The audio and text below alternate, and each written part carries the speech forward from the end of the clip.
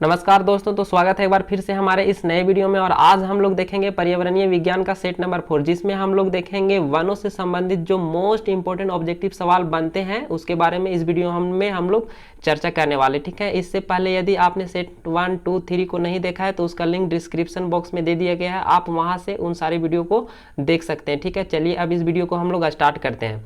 तो इसका फर्स्ट सवाल जो है वो है, वायुमंडल में ऑक्सीजन का वांछित स्तर बनाए रखने के लिए आवश्यक है। वायुमंडल में ऑक्सीजन की वांछित स्तर बनाए रखने के लिए क्या आवश्यक है आपसे पूछा जा रहा है। और आपको 4 ऑप्शन दिया गया है, जिसमें से ऑप्शन ए है वन, ऑप्शन बी है नदियां, ऑप्शन सी है पर्वत, ऑप्शन डी है चारागाह। तो इसका जो करेक्ट ऑप्शन है वो है ऑप्शन नंबर ए, वन। वन क्यों?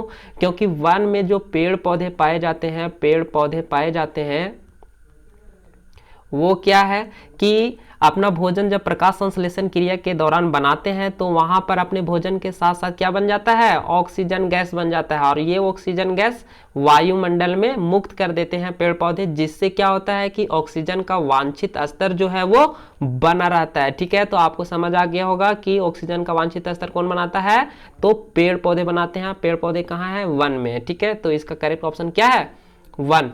चलिए क्वेश्चन नंबर 2 की ओर बढ़ते हैं। और क्वेश्चन नंबर 2 कह रहा है कि वनों के विकास को प्रभावित करने वाला प्रमुख तत्व कौन सा है। ठीक है, वन का विकास को प्रभावित क्या क्या करते हैं। और 4 ऑप्शन आपको दिए गए हैं, जिसमें से ऑप्शन ए है तापमान, ऑप्शन बी है जलापूर्ति, ऑप्शन सी है मिट्टी, ऑप्शन डी है इनमें से सभी। तो इनमें से सभी इसका करेक्ट ऑप्शन हो जाएगा। इनमें से सभी इसका करेक्ट ऑप्शन हो जाएगा, क्योंकि तापमान से भी वन प्रभावित होता है, जलापूर्ति से भी और मिट्टी से भी वन का विकास प्रभावित होता है। ठीक है, तो इसका करेक्ट ऑप्शन क्या हो जाएगा? इनमें से सभी। चलिए सवाल नंबर 3 की ओर बढ़ते हैं। और सवाल नंबर 3 में आपसे पूछा जा रहा है कि वर्तमान में पृथ्वी के स्थल भाग पर वनों का विस्तार कितना है। ठीक है, पृथ्वी पर जितना स्थल भाग है, मान लीजिए कि स्थल भाग 100 है। ठीक है, तो उसमें से पृथ्वी का स्थल भाग में से कितना परसेंट पर वन पाया जाता है, ये आपसे पूछा जा रहा है। और ऑप्शन आपको दिया हुआ है 20%, ऑप्शन सी 30%, ऑप्शन डी 40% और ऑप्शन डी जो है वो 33%। याद रखिए, ये सिर्फ स्थल भाग का बारे में पूछा जा रहा है। पूरा पृथ्वी का 20%, 30%, 40% और 33% नहीं दिया गया। ये सिर्फ आपको स्थल भाग का परसेंटेज में से आपको बताना है कि कितना भाग पर वन पाए जाते हैं। तो इसका जो करेक्ट ऑप्शन है वो है 30%। ठीक है, स्थल भाग जितने भी हैं उसका 30% पर क्या है? वन विस्तृत है। ठीक है, वन का विस्तार है। चलिए सवाल नंबर 4 की ओर बढ़ते हैं। सवाल नंबर 4 आपसे कह रहा है कि शंकुधारी वनों का वृक्ष कौन सा है। ठीक है, शंकुधारी वनों का वृक्ष कौन सा है। और 4 ऑप्शन आपको दिए गए हैं, जिसमें से फर्स्ट ऑप्शन है साल, ऑप्शन बी है स्प्रूस और ऑप्शन डी है महोगनी, ऑप्शन डी है देवदार। तो इसका जो करेक्ट ऑप्शन है वो है स्प्रूस। ठीक है, ये जो है वो शंकुधारी वनों का एक वृक्ष है। ठीक है, चलिए अब सवाल नंबर 5 की ओर बढ़ते हैं। सवाल नंबर 5 आपसे कह रहा है कि वन के अत्यधिक महत्व के कारण उन्हें कहा जाता है। वन का तो बहुत ज्यादा महत्व है, आपको भी पता है, तो उसका एक स्पेशल नाम दिया गया, जिसमें से आपको बताना है कि वो स्पेशल सरनाम क्या है, वो खूबसूरत सरनाम क्या है। तो और आपको जो ऑप्शन दिए गए हैं वो मैं आपको पहले बता देता हूँ। ऑप्शन ए में जो है वो ग्रीन गोल्ड, ऑप्शन बी जो है वह ग्रीन हाउस, ऑप्शन सी जो है वो ग्रीन आयरलैंड और ऑप्शन डी जो है वो ग्रीन सिल्वर। तो मैं आपको बता दूं इसका जो करेक्ट ऑप्शन है वो है ग्रीन गोल्ड। जी हाँ, ग्रीन गोल्ड। अत्यधिक महत्व के कारण वन को क्या कहा जाता है? ग्रीन गोल्ड कहा जाता है। ठीक है, तो याद रखिएगा इसे। चलिए अब अगला सवाल की ओर बढ़ते हैं। सवाल नंबर 6 और आपसे कह रहा है कि वन का विनाश के लिए सर्वाधिक उत्तरदायी है। क्या है सबसे ज्यादा वन विनाश के लिए सबसे ज्यादा प्रमुख किसे माना गया है उत्तरदायी? तो आपको यहाँ 4 ऑप्शन दिए गए हैं। ऑप्शन ए है मृदा अपरदन, ऑप्शन बी है विश्व तापमान में वृद्धि, ऑप्शन सी है ओजोन क्षरण और ऑप्शन डी है अति दोहन। तो इसका जो करेक्ट ऑप्शन है वो है ऑप्शन नंबर डी, अति दोहन, अत्यधिक उपयोग। ठीक है, वन को अत्यधिक उपयोग से हम लोग क्या कर रहे हैं? वनों को काट दे रहे हैं। ठीक है, तो उसका बहुत ज्यादा हम लोग दोहन कर रहे हैं, जिससे वन विनाश हो रहा है। ठीक है, चलिए अब अगला सवाल की ओर बढ़ते हैं। सवाल नंबर 7। सवाल नंबर 7 कह रहा है कि राष्ट्रीय वन नीति के अनुसार पर्वतीय क्षेत्रों में वनाच्छादित क्षेत्र का कितना होना चाहिए। ठीक है, वनाच्छादित क्षेत्र कितना होना चाहिए, वन कितना होना चाहिए राष्ट्रीय वन नीति के अनुसार। ठीक है, तो इसका आपको 4 ऑप्शन दिया, option A 50%, option B 55%, option C 60%, option D 65%। तो इसका जो करेक्ट ऑप्शन है वो है इसका जो करेक्ट ऑप्शन है वो है 65%। ठीक है, 65% क्षेत्र को वनाच्छादित रहना चाहिए, किसके अनुसार, वन नीति के अनुसार। ठीक है, चलिए सवाल नंबर 8 की ओर बढ़ते हैं। सवाल नंबर 8 आपसे कह रहा है कि उष्णकटिबंधीय वनों, जी ये वनों है, वनों का सर्वाधिक विनाश इस महाद्वीप में हो रहा है। ठीक है, सबसे ज्यादा उष्णकटिबंधीय का सर्वाधिक विनाश किस में हो रहा है, और ऑप्शन आपको दिया गया है एशिया, ऑप्शन बी जो है अफ्रीका, ऑप्शन सी जो है दक्षिणी अमेरिका, और ऑप्शन डी जो है वो है उत्तरी अमेरिका। तो इसका जो करेक्ट ऑप्शन है वो है एशिया। जी हाँ, हम लोगों का जो महादेश है एशिया महादेश, इसी में सबसे ज्यादा उष्णकटिबंधीय वन का सर्वाधिक विनाश हो रहा है। ठीक है, हमारा एशिया महादेश में। चलिए अब सवाल नंबर 9 की ओर बढ़ते हैं। सवाल नंबर 9 आपसे कह रहा है कि भारत में वनों में निवास करने वाले आदिवासी जाति हैं, और 4 ऑप्शन आपको दिए गए हैं। पहला ऑप्शन है Gond, option B pygmy, option C Sakai, option D बेजारा। तो इसका जो करेक्ट ऑप्शन है वो है गोंड। गोंड जाति आदिवासी जाति हैं जो कहाँ रहते हैं, भारत में वनों में निवास करते हैं। ठीक है, चलिए क्वेश्चन नंबर 10 की ओर बढ़ते हैं। क्वेश्चन नंबर 10 कर रहा है पृथ्वी का फेफड़ा किसे कहा जाता है, पृथ्वी का फेफड़ा किसे कहा जाता है, और ऑप्शन आपको 4 दिया गया है, जिसमें से ऑप्शन ए है मानसून वन, और ऑप्शन बी है वो भूमध्य सागरीय वन, ऑप्शन सी है वो टैग वन, ऑप्शन डी है वो भूमध्य रेखीय वन। तो जो पृथ्वी का जो फेफड़ा कहा जाता है वो कहा जाता है भूमध्य रेखीय वन को। ठीक है, भूमध्य रेखीय वन को पृथ्वी का फेफड़ा कहा जाता है। ठीक है, चलिए अब सवाल नंबर 11 की ओर बढ़ते हैं। सवाल नंबर 11 कह रहा है कि चिपको आंदोलन व्यक्ति का नाम है, चिपको आंदोलन से जुड़े व्यक्ति का नाम है, और 4 ऑप्शन आपको दिए गए हैं, जिसमें से ऑप्शन ए है श्री सुंदर लाल Bahuguna, option B Shri Atal Bihari Vajpayee, option C है APJ Abdul Kalam, option D है उपरोक्त सभी। तो चिपको आंदोलन से जो व्यक्ति का नाम है, चिपको आंदोलन से जुड़ा हुआ जो व्यक्ति के नाम है वो है श्री सुंदर लाल बहुगुणा। ठीक है, चलिए अब अगला सवाल की ओर बढ़ते हैं। सवाल नंबर 12 कह रहा है कि भारत में किस वर्ष पर्यावरण संरक्षण अधिनियम पारित किया गया। भारत के बारे में आपसे पूछा जा रहा है कि भारत में पर्यावरण संरक्षण अधिनियम कब पारित किया गया, और 4 ऑप्शन इसके दिए गए हैं। Option number A 1986, option number B 1990, option number C 1999, option number D 1916। तो इसका जो करेक्ट ऑप्शन है वो है 1986। ठीक है, चलिए अब अगला सवाल की ओर बढ़ते हैं। सवाल नंबर 13 कह रहा है कि गरीबों की लकड़ी किसे कहा जाता है, गरीबों की लकड़ी है, और 4 ऑप्शन आपको दिए गए हैं। ऑप्शन ए साल, ऑप्शन बी सागौन, ऑप्शन सी बांस, ऑप्शन डी उपरोक्त सभी। तो जो गरीबों की लकड़ी कहा गया है वो है शाल, शाल को गरीबों की लकड़ी, लड़की नहीं लकड़ी। ठीक है, चलिए अब अगला सवाल की ओर बढ़ते हैं। सवाल नंबर 14 कह रहा है कि कांटेदार वृक्ष व कटीली झाड़ियां किस प्रकार की वनस्पति है। कांटेदार वृक्ष व कटीली झाड़ियां किस प्रकार की वनस्पति है, और 4 ऑप्शन आपको दिए गए हैं। ऑप्शन ए मरुविद, option B boreal, option C जलोढ़विद, और ऑप्शन डी जो है वो मानसूनी। तो इसका जो करेक्ट ऑप्शन है वो हो जाएगा इसका करेक्ट ऑप्शन मरुविद। ठीक है, मरुविद। ठीक है, चलिए अब अगला सवाल की ओर बढ़ते हैं। सवाल नंबर 15 कह रहा है कि निम्नलिखित में से किस क्षेत्र में झूमिंग कृषि से वनों का विनाश सर्वाधिक हुआ। झूमिंग कृषि से सर्वाधिक वनों का विनाश हुआ, और आपको 4 ऑप्शन दिए गए हैं। ऑप्शन ए दक्षिणी पूर्वी भारत, ऑप्शन डी उत्तरी पूर्वी भारत के आदिवासी क्षेत्रों में, ऑप्शन सी के गिरिपाद में, ऑप्शन डी मरुस्थलीय क्षेत्रों में। तो इसका जो करेक्ट ऑप्शन है वो है उत्तरी पूर्वी भारत के आदिवासी क्षेत्रों में, जहां झूमिंग कृषि से वनों का सर्वाधिक विनाश हुआ है। ठीक है, तो इसको आप याद रखिएगा। चलिए अब सवाल नंबर 16 की ओर बढ़ते हैं।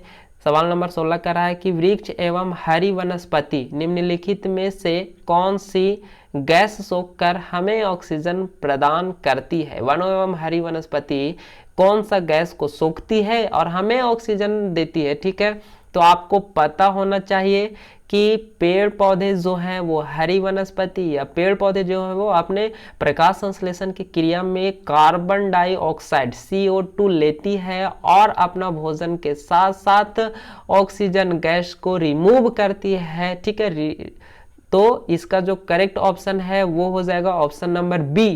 कौन सा गैस को सोख कर हमें ऑक्सीजन देती है, तो वो हो जाएगा कार्बन डाइऑक्साइड। चलिए अब सवाल नंबर 17 की ओर बढ़ते हैं। सवाल नंबर 17 कह रहा है कि भारत में वन्य जीव संरक्षण अधिनियम कब बना। ठीक है, कब बना, और ऑप्शन डी आपको दिए गए हैं 4, जिसमें से ए है 1952, ऑप्शन बी है 1962, ऑप्शन सी है 1972, ऑप्शन डी है 1982। तो मैं आपको बता दूं कि भारत में वन्य जीव संरक्षण अधिनियम जो था वो 1972 ईस्वी में पारित किया गया था, 1972 ईस्वी में बना था। चलिए अब अगला सवाल की ओर बढ़ते हैं।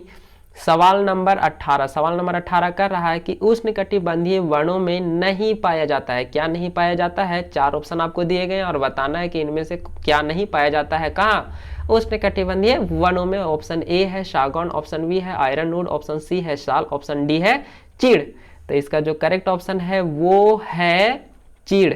चीड़ का पौधा, चीड़ का पेड़ उष्णकटिबंधीय वनों में नहीं पाया जाता है। ठीक है, चलिए सवाल नंबर 19 की ओर बढ़ते हैं। सवाल नंबर 19 कह रहा है कि वनों की कटाई का प्रमुख कारण है। 4 ऑप्शन आपको दिए गए हैं और इसमें से बताना है आपको कि वन की कटाई का प्रमुख कारण क्या है। ऑप्शन ए है ईंधन, ऑप्शन बी है औद्योगिक मांग, ऑप्शन सी है इमारती लकड़ी और ऑप्शन डी है पैकिंग। तो इसका जो करेक्ट ऑप्शन है वो है इमारती लकड़ी। ठीक है, इमारती लकड़ी के कारण वनों की प्रमुख कटाई होती है। ठीक है, चलिए सवाल नंबर 20 की ओर बढ़ते हैं। सवाल नंबर 20 कह रहा है कि सागौन लकड़ी का सर्वाधिक निर्यात करने वाला देश है।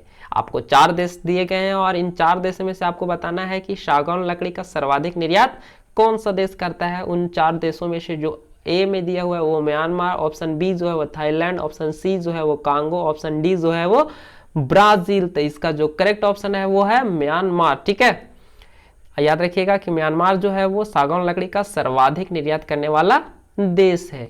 चलिए सवाल नंबर 21 की ओर बढ़ते हैं। सवाल नंबर 21 कह रहा है कि वनों पर आधारित उद्योग कौन सा है। वन पर आधारित उद्योग का नाम आपको बताना है। 4 ऑप्शन आपको दिए गए हैं। ऑप्शन ए है कागज, ऑप्शन बी है मोटर वाहन, ऑप्शन सी है चीनी और ऑप्शन डी है सूती वस्त्र। तो जो वनों पर आधारित उद्योग है वो है कागज का उद्योग। कागज का उद्योग जो है वो वन पर आधारित है। ठीक है, चलिए सवाल नंबर 22।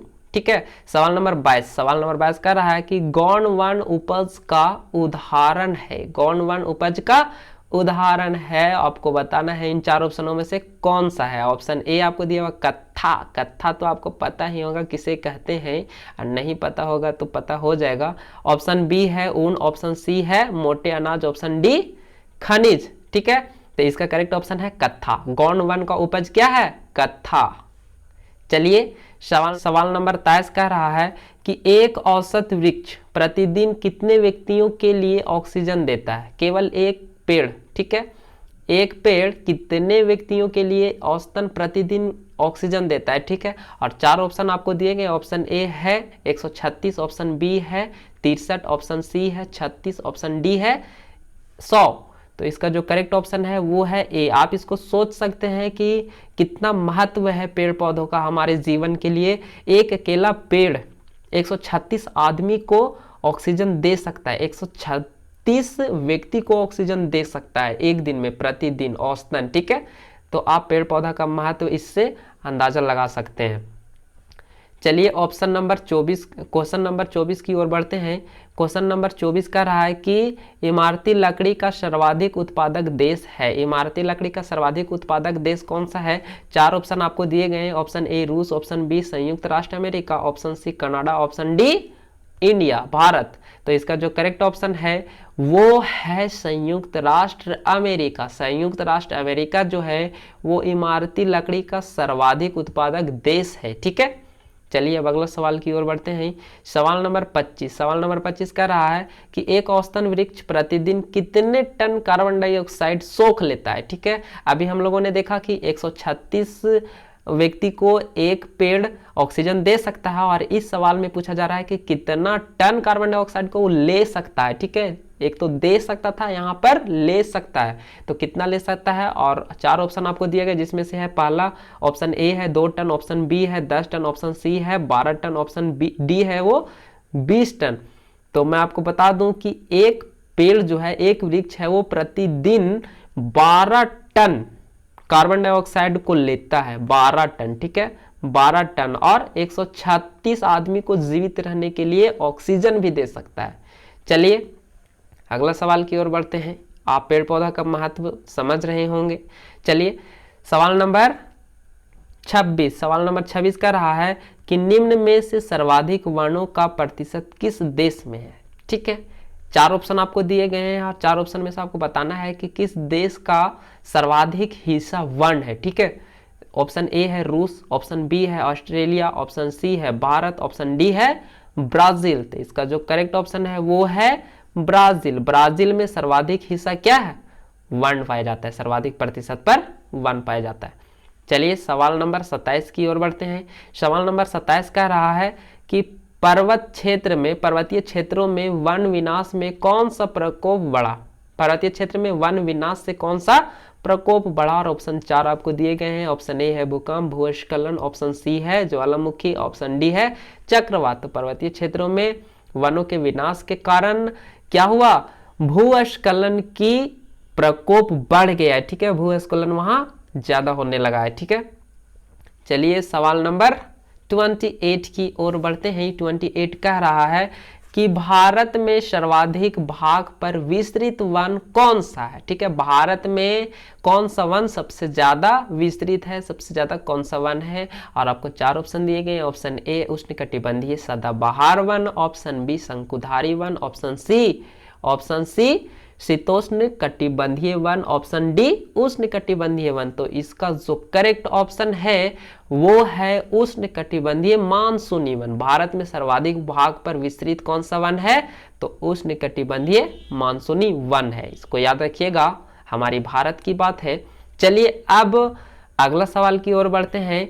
सवाल नंबर 29 कह रहा है कि उष्णकटिबंधीय मानसून वन का वृक्ष नहीं है। उष्णकटिबंधीय मानसून वन में कौन सा वृक्ष नहीं है? और 4 ऑप्शन आपको दिए गए। ऑप्शन ए बांस, ऑप्शन सी सागौन, ऑप्शन सी साल, ऑप्शन डी चीड़।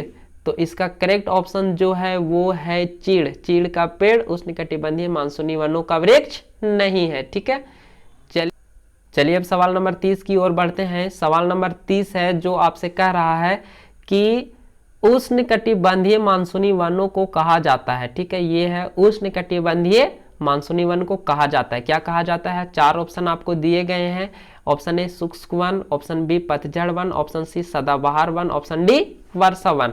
तो जो उष्णकटिबंधीय वन को, उष्णकटिबंधीय मानसूनी वन को कहा जाता है वो है पतझड़ वन। क्या, कौन वन? पतझड़ वन। उष्णकटिबंधीय क्षेत्र वन को, मानसूनी वन को हम लोग पतझड़ वन भी कहते हैं। चलिए अब सवाल नंबर 31 की ओर बढ़ते हैं। सवाल नंबर 31 कह रहा है कि वन पारिस्थितिकी तंत्र का जैविक घटक है। वन पारिस्थितिकी तंत्र का जैविक घटक है, जीवित घटक है कौन सा? ऊंट, मछली, गोंडवान, ऑप्शन सी नीलगाय। तो इसका जो करेक्ट ऑप्शन है वो है नीलगाय। ठीक है, वन पारिस्थितिकी तंत्र का जैविक घटक है वो नीलगाय है। चलिए सवाल नंबर 32 की ओर बढ़ते हैं। सवाल नंबर 32 कह रहा है कि साल, सागौन, बांस आदि वृक्ष वन पारिस्थितिकी तंत्र के कौन से घटक है? कौन से घटक है? 4 ऑप्शन आपको दिए गए हैं। ऑप्शन ए उत्पादक, ऑप्शन बी प्राथमिक उपभोक्ता, ऑप्शन सी द्वितीय उपभोक्ता, ऑप्शन डी अपघटक। तो इसका जो करेक्ट ऑप्शन है वो है उत्पादक। ठीक है, साल, सागौन, बांस आदि वृक्ष वन पारिस्थितिकी तंत्र के कौन से घटक हैं? तो वो है उत्पादक। ठीक है, चलिए सवाल नंबर 33 की ओर बढ़ते हैं। 33 कह रहा है कि भारत के किस वनस्पति प्रदेश में नुकीली पत्ती वाले वन पाए जाते हैं? ठीक है, और 4 ऑप्शन आपको दिए गए हैं। ऑप्शन ए जो है वो पश्चिमी हिमालय, ऑप्शन बी जो है वो दक्षिणी पठार, ऑप्शन सी है वो गंगा मैदान, ऑप्शन डी जो है वो सिंधु सतलज मैदान। तो जो वनस्पति प्रदेश में नुकीली पत्ती वाले वन पाए जाते हैं वो कहाँ पाए जाते हैं? तो वो पश्चिमी हिमालय में पाए जाते हैं। ठीक है, पश्चिमी हिमालय में पाए जाते थे, इसको आप याद रखिएगा। सवाल नंबर 34, सवाल नंबर 34 कर रहा है कि पश्चिमी घाट के सघन सदाबहार वनों को कहते हैं, क्या कहते हैं? और 4 ऑप्शन आपको दिए गए हैं। ऑप्शन ए है सेलवा, ऑप्शन बी है टैगा, ऑप्शन सी है शोला, ऑप्शन डी है अर्नायक।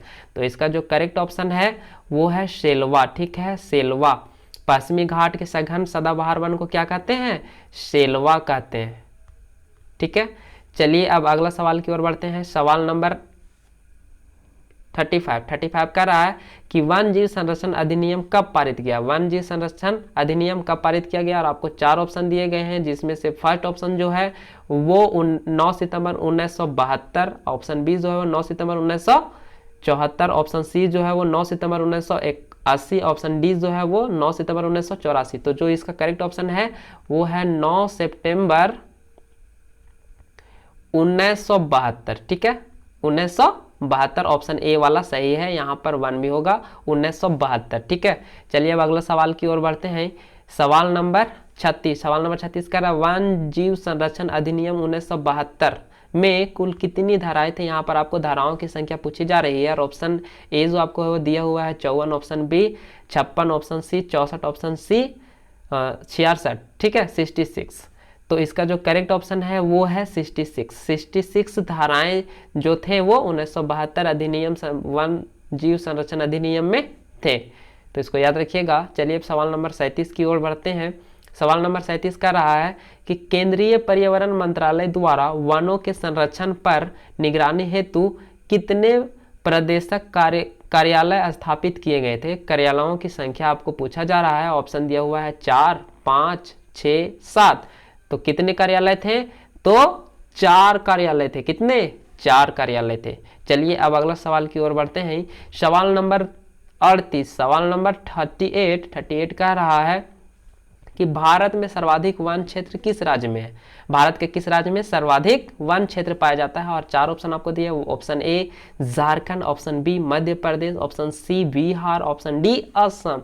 तो इसका जो करेक्ट ऑप्शन है वो है मध्य प्रदेश। मध्य प्रदेश में भारत में सर्वाधिक वन क्षेत्र पाए जाते हैं। ठीक है, चलिए अब सवाल नंबर 39 की ओर बढ़ते हैं। सवाल नंबर 39 कह रहा है कि किस राज्य में वनों का सर्वाधिक प्रतिशत है? ठीक है, किस राज्य में वन सर्वाधिक पाया जाता है? तो इसका जो ऑप्शन दिया हुआ है वो है बिहार, ऑप्शन बी जो है वो मिजोरम, ऑप्शन सी है वो असम, ऑप्शन डी है वो झारखंड। तो इसका जो करेक्ट ऑप्शन है वो है इसका मिजोरम। मिजोरम राज्य है उसका सर्वाधिक प्रतिशत। ठीक है, जितना बड़ा मिजोरम है उसके सर्वाधिक हिस्से में क्या पाया जाता है? वन क्षेत्र पाया जाता है मिजोरम। ठीक है, चलिए अब अगला सवाल की ओर बढ़ते हैं। सवाल नंबर 40 कर रहा है कि पादप सूर्य से के प्रकाश को उपयोग करते हैं। पादप सूर्य के प्रकाश को किस लिए उपयोग करते हैं? 4 ऑप्शन आपको दिए गए हैं।